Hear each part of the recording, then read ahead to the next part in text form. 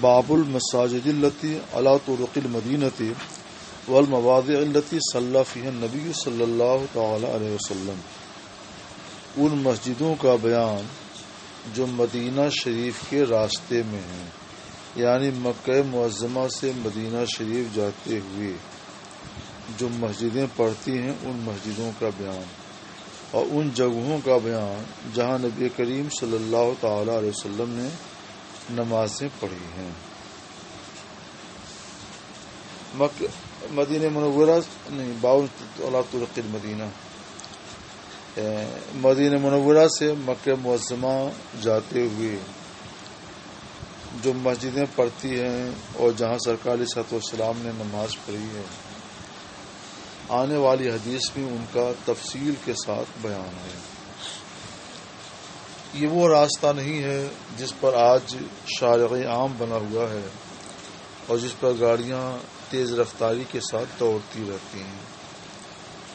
یہ پہاڑوں اور ٹیلوں سے ہوتا ہوا جو پرپیچ راستہ مکہ معظمہ کو جاتا تھا، اس راستے کا بیان ہے، اور آنے والی حدیث میں یہ بتایا گیا ہے کہ حضرت عبداللہ بن عمر رضی اللہ تعالیٰ عنہ اس کے راوی ہیں کہ تم جب مدینہ منورہ سے فلاں جگہ پہنچو گے تو وہاں سے مثلا دائیں جانب ہٹ کر کے نیچے جا کر جاؤ گے تو وہاں جو جگہ خالی پڑی ہوئی وہاں سرکار نے نماز پڑھی، اور فلاں جگہ جو ٹیلا ہے اس ٹیلے کے بغل میں سرکار نے نماز پڑھی، فلاں وادی میں پڑھی۔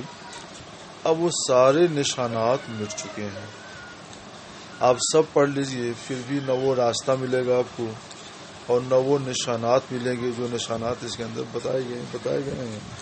اس لیے آپ اپنے طور پر ایک نظر اس پہ ڈال لیجئے گا تاکہ سرکار علیہ السلام کی یادگار کی ایک تاریخ تو آپ کی نگاہ میں رہے۔ ہم بقدر ضرورت یہاں پر ترجمہ کریں گے تاکہ آپ کو یہ معلوم ہو کہ حضرت عبداللہ بن عمر رضی اللہ تعالی عنہ سرکار علیہ السلام کی سنتوں کے عاشق تھے، بے پناہ محب تھے، ایک ہی جگہ کو ڈھونڈ کر اس جگہ پہ نماز پڑھتے تھے جہاں سرکار علیہ السلام نے نماز پڑھی ہے، اور اسی طور پہ ان کے صاحبزادے نے بھی نماز پڑھی۔ پہلے اس کا ترجمہ کر لیجیے۔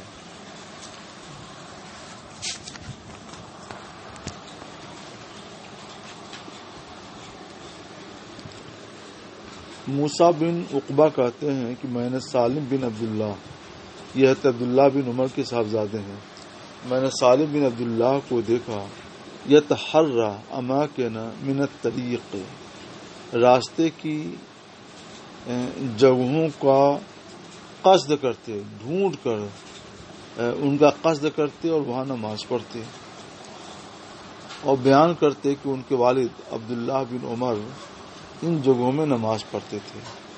یہ بھی بیان کرتے تھے کہ انہوں نے نبی کریم صلی اللہ علیہ وسلم کو ان جگہوں میں نماز پڑھتے ہوئے دیکھا۔ نافع بن عمر، عبداللہ بن عمر ان جگہوں میں نماز پڑھتے تھے، اور میں نے سالم سے پوچھا فلا عالمہ، تو انہوں نے تمام جگہوں میں حضرت نافع کی موافقت کی، سوائے اس کے کہ ان دونوں نے شرف الروحہ کے پاس جو مسجد ہے اس کے بارے میں اختلاف کیا کہ وہاں انہوں نے نماز پڑھی کہ نہیں پڑھی، اس میں دونوں کے درمیان اختلاف ہے۔ نافع اور سالم کے درمیان باقی تمام جگہوں میں دونوں کا اتفاق ہے۔ نافع عبداللہ بن عمر نے بتایا کہ رسول اللہ صلی اللہ تعالی وسلم ذوالحلیفہ میں نزول فرماتے، مدینہ منورہ سے جب مکہ معظمہ کو آئیے تو 660 کلومیٹر کے فاصلے پر مکہ معظمہ کے راستے میں ذوالحلیفہ ایک جگہ ہے، اور وہاں اس وقت ایک مسجد بھی بنی ہوئی ہے، اور وہ میقات ہے اہل مدینہ کی، وہیں سے احرام باندھتے ہیں حج اور عمرے کا۔ تو سرکار علیہ السلام ذوالحلیفہ میں ٹھہرتے جس وقت کی عمرہ کرتے، اور اپنے حج میں بھی ٹھہرتے جس وقت کی آپ حج کا احرام باندھتے۔ کس جگہ ٹھہرتے؟ تحت سمرتن، ایک ببول کے پیڑ کے نیچے۔ اس وقت مسجد نہیں تھی تو ببول کے پیڑ کے نیچے سرکار ٹہلتے تھے، اس مسجد کی جگہ میں جو ذوالحلیفہ میں ہے۔ یعنی اسی جگہ اسی ببول کے نیچے جو ہے اسی ببول کی جگہ پر اب مسجد ذوالحلیفہ کی تعمیر ہو گئی ہے. وہ کان اذا رجع من غزوۃ، اور جب سرکار کسی غزوے سے واپس ہوتے اور وہ کان فی تلک الطریق، اور یہ ذوالحلیفہ اس راستے میں ہوتا، یا حج سے واپس ہوتے یا عمرہ سے واپس ہوتے، تو سرکار علیہ الصلوۃ والسلام بطن وادی میں اترتے. اس سے یہ بات معلوم ہوئی کہ حضرت عبداللہ بن عمر رضی اللہ تعالیٰ عنہ ڈھونڈ ڈھونڈ کر کے ایسی جگہوں کو پہ نماز پڑھتے تھے. تو کیا ایسی جگہوں کو ڈھونڈنا اور اس جگہ پہ نماز پڑھنا ضروری ہے، واجب ہے، یا صرف مستحب ہے؟ اس سلسلے میں تفصیل یہ ہے کہ واجب نہیں ہے، اور حضرت عبداللہ بن عمر رضی اللہ تعالیٰ عنہ نبی کریم صلی اللہ تعالی علیہ وسلم کے آثار سے اور ان مقامات سے برکت حاصل کرنے کے لیے نماز پڑھتے تھے، تاکہ سرکار کی یہ ادا بھی نہ رہ جائے اور اس ادا کو بھی وہ ادا کر سکیں. لیکن اگر کوئی لازم سمجھے اس کو تو اس کے لیے پھر ممنوع ہوگا کہ ایسا کوئی لازم نہیں ہے، بلکہ صرف بہتر ہے اور مستحب ہے. لہذا استحباب کے ساتھ کوئی کرنا چاہے تو کر سکتا ہے، اور واجب سمجھ کوئی کرنا چاہے تو اسے اس سے روک دیا جائے گا. اسی لیے علماء فرماتے ہیں کہ کوئی نفل کام اگر لوگ پابندی کے ساتھ کر رہے ہوں تو کبھی کبھی علماء کو اسے چھوڑ بھی دینا چاہیے اور چھوڑا بھی دینا چاہیے، تاکہ عوام الناس اس کو واجب اور لازم نہ سمجھیں. اب یہ ہم نے پوری بحث اس میں جو ہو سکتی تھی وہ کر دی. اب اس حدیث پر ایک نظر آپ ڈال لیجئے گا، کیونکہ اب نہ وہ سمرہ ہے، نہ وہ بطن وادی ہے، نہ وہ شفیر وادی شرقیہ ہے، آخری ایسا کوئی چیز نہیں ہے. لیکن تاریخ آپ کے ذہن میں محفوظ رہے، اس لیے آپ کو ملا لینا چاہیے. اب ہم آگے کا باب دیکھتے ہیں. باب سترۃ الامام سترۃ من خلفہ. امام کا سترہ پیچھے والوں کا بھی سترہ ہے، یعنی مقتدیوں کا بھی سترہ ہے. یہ ہم صفحہ 71 میں ہیں، صفحہ 71 میں نصف صفحہ سے کچھ اوپر. باب سترۃ الامام سترۃ من خلفہ. یہاں اس کا مطلب یہ ہوا کہ امام کے آگے سترہ نصب ہو گیا تو وہی سترہ تمام مقتدیوں کے لیے بھی کافی ہے. الگ سے ہر مقتدی کے آگے سترہ ہونے کی کوئی ضرورت نہیں ہے. اب اس سلسلے میں کچھ حدیثیں پیش کرتے ہیں. عبداللہ بن عباس کا بیان ہے. یہ حدیث آپ اس سے پہلے بھی پڑھ چکے ہیں اور شاید 2 جگہ پڑھ چکے، یہ تیسری جگہ آ رہی ہے، لیکن یہاں ایک نیا انداز ہوگا. فرماتے ہیں کہ اقبلت راکبا علی حمار اتان، میں ایک گدھی پر سوار ہو کر آیا اور میں ان دنوں بلوغ کے قریب تھا، یعنی ابھی نابالغ تھا لیکن بالغ ہونے کے قریب ہو چکا تھا. اور رسول اللہ صلی اللہ علیہ وسلم مینا میں لوگوں کو نماز پڑھا رہے تھے، الی غیر جدار، غیر دیوار کے علاوہ کی طرف، غیر جدار کی طرف. فمررت بین یدی بعض الصف، تو میں بعض صف کے آگے سے گزرا سوار ہو کر. پھر میں اترا اور میں نے گدھی کو چھوڑ دیا کہ وہ چرے اور میں صف میں داخل ہو گیا. فلم ينکر ذالک علی احد، تو میرے اوپر کسی نے انکار نہیں کیا، اعتراض نہیں کیا کہ تم صف کے آگے سے کیوں گزرے. تو اس کی ایک وجہ تو یہ ہو سکتی ہے کہ حضرت عبداللہ بن عباس رضی اللہ تعالیٰ عنہ ان دنوں نابالغ تھے اور نابالغ پر حکم شرعی جاری نہیں ہوتا. لیکن نابالغ کو مسئلہ تو بتایا جاتا ہے، خاص طور پر وہ نابالغ جو بلوغ کے بالکل قریب ہو چکا ہو تو اس کو تو مسئلہ شرعیہ سے آگاہ کیا جائے گا، بتایا جائے گا، تاکہ آئندہ وہ ایسی بھول نہ کرے. تو اس لیے ضرورت تھی کہ سرکار علیہ الصلوۃ والسلام یا صحابہ کرام ان کو بتاتے، مگر نہ سرکار نے بتایا اور نہ صحابہ کرام نے بتایا. ایک تو اسی یہ لگتا ہے کہ سرکار کے آگے جو سترا تھا وہ ان کے لیے، وہ مقتدیوں کے لیے بھی سترا ہو گیا. مگر دقت یہ ہے کہ حدیث پاک میں صراحت یصلی بالناس بمنا الی غیر جدار، غیر جدار طرف منہ کر کے سرکار نماز پڑھ رہے تھے، دیوار قبلہ طرف منہ نہیں تھا. تو اس سے تو یہ لگا کہ سامنے کوئی سترا تھا ہی نہیں. اور یہی سمجھا ہے حضرت امام ابن حجر رحمۃ اللہ علیہ نے اور امام بہقی رحمۃ اللہ علیہ نے. امام بہقی رحمۃ اللہ علیہ نے اس حدیث کو ذکر کیا ہے بہقی شریف میں، تو انہوں نے اس کا ترجمۃ الباب ہی یہ رکھا ہے کہ باب من صلی الی غیر سترا. اور امام ابن حجر رحمۃ اللہ تعالی علیہ نے یہ وضاحت فرمائی کہ اس حدیث سے یہ استدلال درست نہیں ہے کہ امام کا سترا مقتدیوں کا بھی سترا ہے. مگر امام بدر الدین عینی رحمۃ اللہ تعالی علیہ کی نظر وہاں تک پہنچ گئی جہاں تک امام بخاری رحمۃ اللہ علیہ کی نگاہ پہنچی تھی. میں نے بتایا تھا کہ فقہ میں بڑا درک تھا اور بڑی مہارت تھی امام بخاری رحمۃ اللہ علیہ کو. انہوں نے کہاں سے استدلال کیا اس کو سنیے. عربی زبان کا یہ قاعدہ ہے کہ غیرہ یہ صفت واقع ہوا کرتا ہے ہمیشہ. تو اب یہ غیر جدار مضاف مضاف الیہ میں کر صفت ہوگا کس کی؟ کوئی موصوف ہونا چاہیے نا، اور کوئی موصوف ہے نہیں، اس لیے موصوف محذوف مانا جائے گا. یصلی بالناس بمنا الی شیء غیر جدار.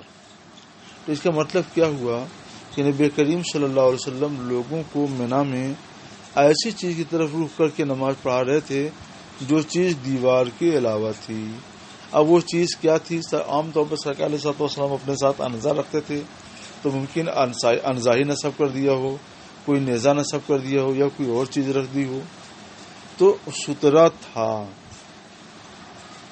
تو بے بنا الی غیر جدار عربی زبان کے قاعدے کے لحاظ سے یہاں پر سترا تھا.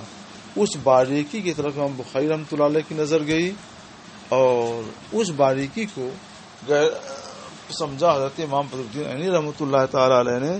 تو انہوں نے استدلال کو واضح کیا اور یہ فرمایا کہ اس حدیث پاک سے امام بخاری کی استدلال بالکل صحیح ہے، بس نگہ دقیق کی ضرورت ہے. تو اب اس سے یہ معلوم ہوا کہ چونکہ حضرت عبداللہ بن عباس رضی اللہ سرکار کے آگے سترا تھا اور سرکار کا سترا تمام مقتدی نمازیوں کے لیے سترا تھا ہو گیا، اس لیے نمازیوں کے آگے سے گزرنا، یہ آگے سے گزرنا نہیں ہوا، کیونکہ امام کا سترا ہے، امام کا سترا ان کے لیے بھی کافی ہے. تو گویا سترے کے پیچھے سے وہ گزرے تھے. اچھا، اب اس کے بعد دوسری حدیث. نافع عن ابن عمر رسول اللہ صلی اللہ تعالی وسلم عید کے دن نکلتے تو امر بالحربہ حکم دیتے کہ نیزہ بھی لایا جائے، اور فطور و بین یدہ تو سرکار کے آگے نصب کر دیا جاتا. سرکار اسی طرف منہ کر کے نماز پڑھتے اور لوگ آپ کے پیچھے ہوتے. وکانہ یفعل ذلک فی سفر، اور سرکار علیہ الصلوۃ والسلام سفر میں بھی ایسا کرتے. فمن ثم اتخذہ الامراء، اسی وجہ سے حکام بھی اپنے ساتھ نیزہ رکھتے ہیں تاکہ جب نماز کا وقت آئے تو اسے سترا کی جگہ پر آگے نصب کر دیں. اور کبھی یہ منقول نہیں ہے کہ سرکار علیہ الصلوۃ والسلام نے مقتدیوں کے لیے بھی نیزہ نصب کرنے کا حکم دیا ہو. حالانکہ روزانہ 5 وقت اس کی ضرورت تھی. تو ضرورت موجود ہے، اور سرکار علیہ الصلوۃ والسلام نے سے یہ کبھی منقول نہیں ہوا کہ آپ نے نیزہ نصب کرنے کا حکم دیا ہو. اس لیے ثابت ہوا اگر سرکار نے کبھی حکم دیا ہوتا اور نیزہ نصب کیا ہوتا، سترا مقتدیوں کے لیے بھی رکھا گیا ہوتا، تو سرکار تو یہ ضرور منقول ہوا ہوتا، کیونکہ کثرت سے اس کے دوائی روز موجود ہیں. دوائی کے باوجود عدم نقل عدم حکم کی دلیل ہے. اس لیے ثابت ہو گیا کہ امام کا سترا بھی مقتدی کے لیے سترا ہے. کیا کیا جائے؟ اچھا، عون بن ابو جحیفہ کہتے ہیں کہ میں نے اپنے والد ابو جحیفہ سے سنا کہ نبی کریم صلی اللہ تعالی وسلم نے ان کو یعنی صحابہ کرام کو بطحا میں نماز پڑھائی. بطحا یہ مکہ معظمہ کے خارج میں باہر یہ ایک جگہ کا نام ہے, اس کو بطحا کہتے تھے. اور آپ کے سامنے انزا تھا, یعنی وہی نیزہ. انزا اور روم کا فرق میں بتا چکا ہوں. سرکار نے نماز پڑھی ظہر کی 2 رکعت اور عصر کی 2 رکعت. ظہر کی نماز 2 رکعت سرکار نے کیوں پڑھائی؟ اس سے یہ معلوم ہوا کہ سرکار علیہ الصلوۃ والسلام سفر کے لیے باہر نکل چکے تھے, اور جب سفر کے لیے آبادی سے باہر نکل جائیں تو اس وقت وہیں سے 2 رکعت نماز شروع کر دی جاتی ہے. تمر بین یدہ, آپ کے آگے سے عورت بھی گزرتی تھی اور حمار بھی گزرتا تھا. اس سے یہ معلوم ہوا کہ عورت آگے سے گزر جائے یا حمار گدھا آگے سے گزر جائے تو اس کی وجہ سے نماز فاسد نہیں ہوتی ہے اور نماز قطع نہیں ہوتی ہے. اور سبب اس کا وہی ہے, اس کا بیان آگے انشاءاللہ تعالی جلدی آئے گا. سبب اس کا عدم قطع صلاۃ کی یہ ہے کہ سرکار کے آگے انزا تھا, سترہ تھا, اور اس سترے کی باہر سے عورتیں اور حمار گزرتے تھے, اس لیے نماز پر کوئی اثر نہیں آیا. آگے بات آ رہی ہے کہ آگے عورت نمازی کے آگے سے گزر جائے, گدھا گزر جائے, کالا کتا گزر جائے تو اس سے نماز قطع ہو جاتی ہے. تو اس پر گفتگو ہم اسی مقام پر کریں گے. یہاں نماز قطع کیوں نہیں ہوئی ہے؟ اس لیے کہ یہ آگے سے یہ سترے کے پیچھے سے گزرتے تھے, تو سترے کا اتنا بڑا فائدہ ہوا. بابو قدر کم ینبغی ان یکون بین المصلی و سترہ, نمازی اور سترہ کے درمیان کتنا فاصلہ رہنا چاہیے. اس سلسلے میں ہمارا مذہب یہ ہے کہ مصلی پر کھڑے ہونے کے بعد جب آدمی نیت باندھ لیتا ہے تو اس کی نگاہ سجدے گاہ پر ہوتی ہے, سجدے کی جگہ پر ہوتی ہے. تو سجدے گاہ پر نظر رکھنے کے وقت میں نگاہ جتنی دور تک جاتی ہے اس کے باہر ہی سترہ رکھنا چاہیے, اور لوگ اور جو بھی ہوں اس سترے کے باہر سے گزریں, اندر سے نہ گزریں. یہاں بھی ایک حدیث آ رہی ہے. سہل بن سعد کہتے ہیں کہ رسول اللہ صلی اللہ تعالی علیہ وسلم کے نماز کی جگہ اور دیوار قبلہ کے درمیان بکری کے گزرنے بھر کی جگہ ہوتی تھی. یعنی سرکار جب مسجد نبوی شریف میں نماز پڑھتے تھے تو وہ ممبر کے پاس نماز پڑھتے تھے اور اس کے آگے قبلہ والی دیوار تھی. سرکار کے درمیان اور دیوار کے درمیان بس اتنی ہی جگہ تھی کہ کوئی بکری مصلی کے بعد گزرنا چاہے تو گزر سکے, اس سے زیادہ نہیں.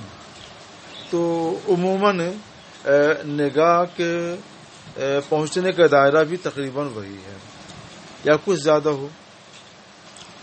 پھر سہل بن سعد کہتے ہیں, یہ تو ہو گیا, یہ سلمہ کہتے ہیں کانا جدال المسجد, مسجد کی دیوار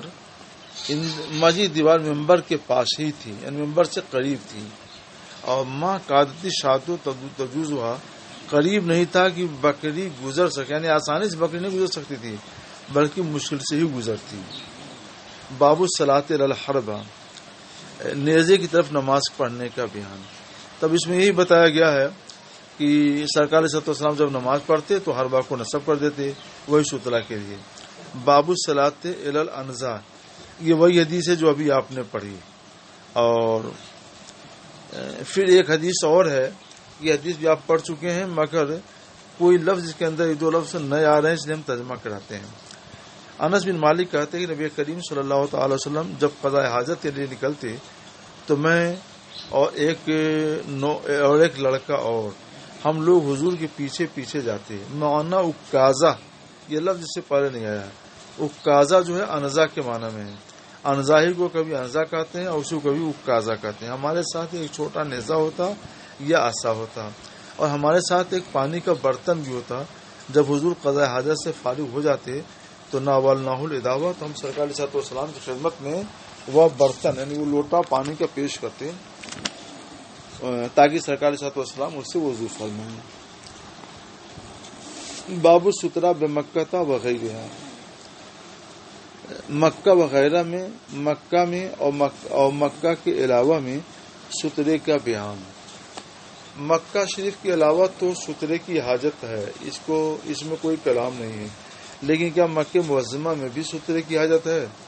چونکہ یہاں ایک احتمال تھا، اس لیے امام بخاری رحمۃ اللہ علیہ نے یہ ترجمۃ الباب قائم کر کے اس شبہ یا وہم کو دور کرنے کی کوشش فرمائی. وہ شبہ یہ ہے کہ ایک مسئلہ یہ ہے کہ جب آدمی کعبہ شریف کے پاس ہو تو عین کعبہ ہی اس کا قبلہ ہوتا ہے، تو وہاں پر کسی سترے کی حاجت ہے؟ اس مصلی کا قبلہ وہی کعبہ ہے، اور وہی کعبہ شریف کے مارچ اس کے لیے سترہ بھی الگ سترے کی ضرورت نہیں. تو یہ کوئی سوچ سکتا تھا، اس لیے امام بخاری رحمۃ اللہ علیہ نے ترجمۃ الباب قائم کیا تاکہ یہ واضح کر دیا جائے کہ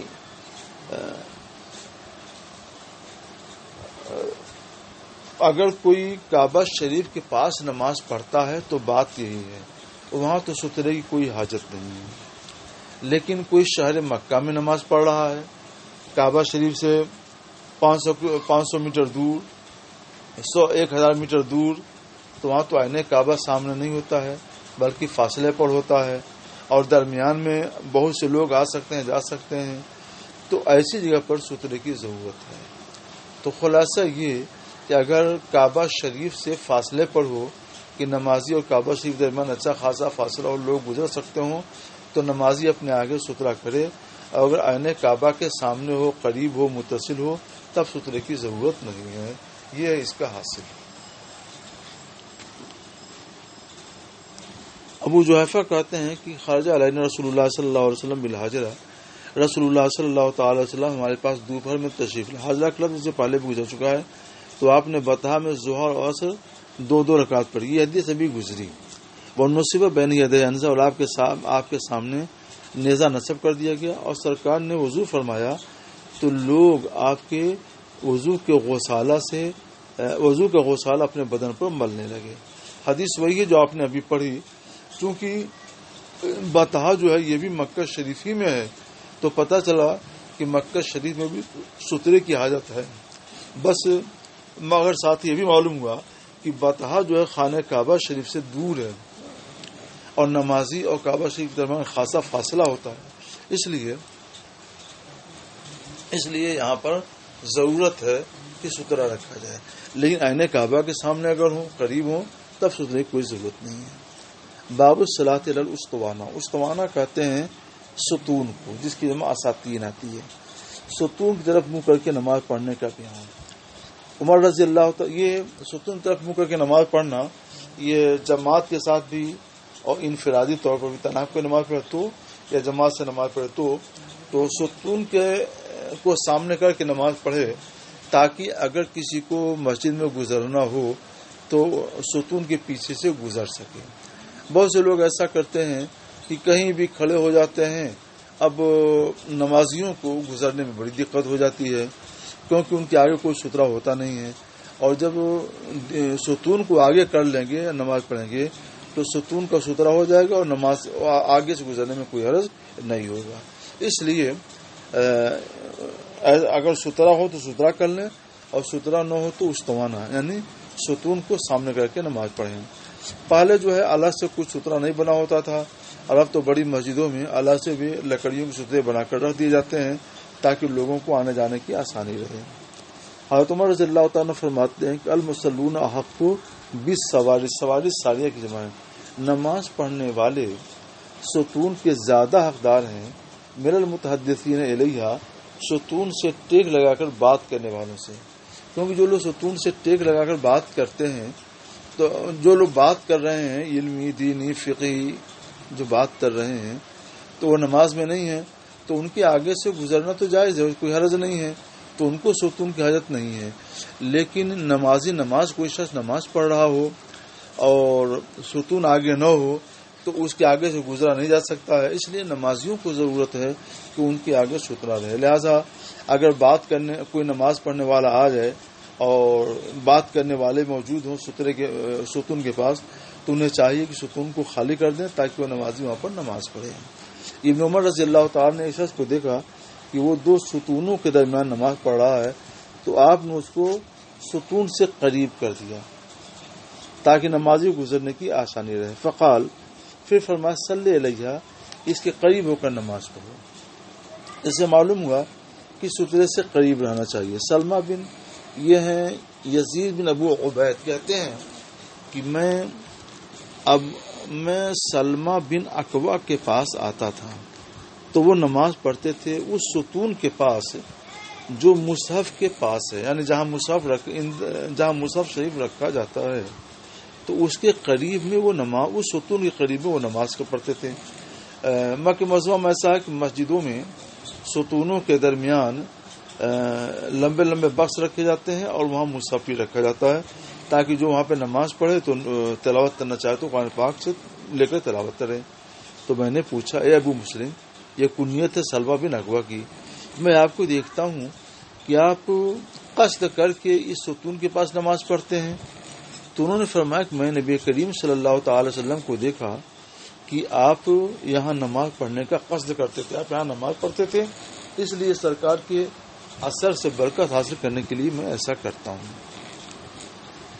انس بن مالک کہتے ہیں کہ میں نے نبی کریم صلی اللہ علیہ وسلم کے اصحاب میں کے بڑے بڑے صحابہ کرام کو پایا کہ وہ لوگ مغرب کی نماز کے وقت ستونوں کی طرف بڑھنے میں جلدی کرتے تھے تاکہ ستونوں کو سامنے کر کے نماز پڑھیں، اور وجہ اس کی وہی تھی کہ تاکہ لوگ ان کے آگے سے گزر سکیں، کسی کو دقت نہ ہو.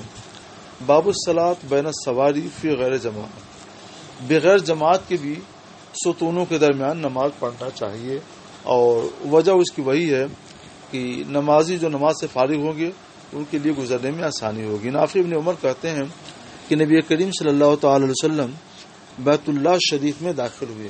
یہ وہی حدیث ہے جو بار بار گزر چکی کعبہ شریف میں سرکار کے داخل ہونے کی، اور یہاں پہ کچھ نام بھی بتا دیے گئے، یہ اضافہ ہے. نبی کریم صلی اللہ تعالی علیہ وسلم کعبہ شریف میں داخل ہوئے اور ایک اسامہ بن زید، دوسرے اسامہ بن طلحہ حجبی، تیسرے بلال رضی اللہ عنہ، یہ لوگ بھی سرکار کے ہمراہ تھے. فاطال، تو سرکار دیر تک رہے، پھر نکلے. وکنت اول الناس، تو عبداللہ بن عمر کہتے ہیں کہ میں سب سے پہلا آدمی ہوں جو حضور کے بعد کعبہ شریف میں داخل ہوا. تو میں نے بلال سے پوچھا سرکار نے کہاں نماز پڑھی؟ تو انہوں نے فرمایا بین العمودین المقدمین، آگے والے دونوں ستونوں کے بیچ میں. تو اسی ثابت ہوا سرکار علیہ الصلوۃ والسلام نے ایک ستون کو سامنے کر کے نماز پڑھی تاکہ ستھرا رہے. اس کے بعد پھر یہی حدیث ہے، اور اس حدیث میں تھوڑی سی تفصیل یہ ہے کہ میں نے بلال سے پوچھا جس وقت وہ نکلے کہ نبی کریم صلی اللہ تعالی وسلم نے کیا کیا؟ تو انہوں نے فرمایا جعل عمودن ان یساری، ایک ستون کعبے کے ایک ستون بائیں کر لیا، ایک ستون داہنے کر لیا، اور 3 ستون اپنے پیچھے کر لیے، تو 3 2 5 ستون ہو گئے. اور ان دنوں بیت اللہ شریف 6 ستونوں پر تھا، تو اس کا مطلب یہ ہوا کہ ایک ستون آپ نے آگے کر لیا. پھر نماز پڑھی تو پتہ چلا کہ ستون کو آگے کر کے نماز پڑھنا چاہیے تاکہ نمازیوں کو گزرنے میں کوئی دقت نہ ہو. اچھا، اس کے بعد پھر وہی حدیث ہے، اس میں بھی ایک مضمون کچھ زیادہ نظر آتا ہے تو ترجمہ کر دیتا ہوں. نافع، عبداللہ بن عمر جب کعبہ شریف میں داخل ہوئے تو مشا قبل وجہ ہی، تو اپنے سامنے کی طرف چلتے رہے یہاں تک کہ داخل ہوئے. وجعل البابا، اور دروازے کو یعنی باب کعبہ کو انہوں نے پشت کی طرف کر لیا اور چلے یہاں تک کہ آپ کے درمیان اور اس دیوار کے درمیان جو آپ کے چہرے کی طرف تھی 3 گز کا 3 ہاتھ کا فاصلہ رہ گیا تو آپ نے نماز پڑھی. تو اس سے یہ بھی استدلال کیا گیا ہے کہ نمازی اور سترے کے درمیان 3 ہاتھ کا فاصلہ رہنا چاہیے، مگر یہ لازمی نہیں، کوئی ضروری نہیں ہے. وہاں چونکہ آگے سے کوئی گزرنے والا نہیں تھا اس لیے انہوں نے ایسا کر لیا. یا توخل مکان الذی، آپ اس جگہ کو ڈھونڈ رہے تھے جہاں حضرت بلال نے بتایا تھا کہ نبی کریم صلی اللہ تعالی وسلم نے وہاں نماز پڑھی ہے. یہاں بھی دیکھیے، یہاں بھی وہ اسی چیز کی سرکار کے اثر سے تبرک حاصل کرنے کی کوشش کر رہے تھے. ولیس علی احدنا باس، اور ہم میں سے کسی پر اس میں کوئی حرج نہیں ہے کہ وہ نماز پڑھے بیت اللہ کے کسی بھی حصے میں، جس حصے میں بھی چاہے اس حصے میں وہ نماز پڑھ سکتا ہے. لیکن سرکار نے جہاں نماز پڑھی اس جگہ انہوں نے نماز پڑھی تاکہ سرکار کے اثر سے برکت حاصل ہو۔